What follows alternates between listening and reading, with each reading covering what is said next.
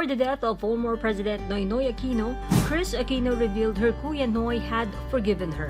She told members of the media that their reconciliation happened on May 8 as she gave updates on the funeral preparations. Hindi talaga namin ito inaakalang mangyayari. Nagulat talaga kami lahat. I wish I could say more. The only thing I can say, and this is the only thing I will say. God blessed me because we made our peace May 8.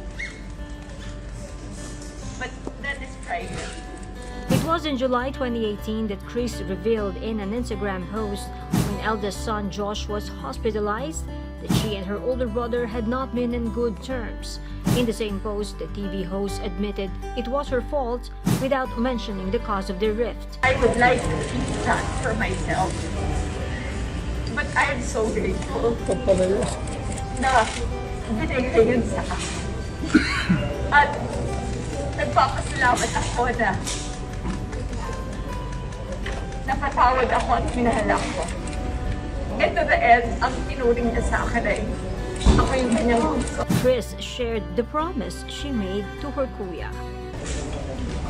Pinangako ko sa kanya, gagawin kong lahat to just be even 1% of what he is as a man and as a Filipino. Maraming salamat sa pagmamahal na binigay niya sa kanya.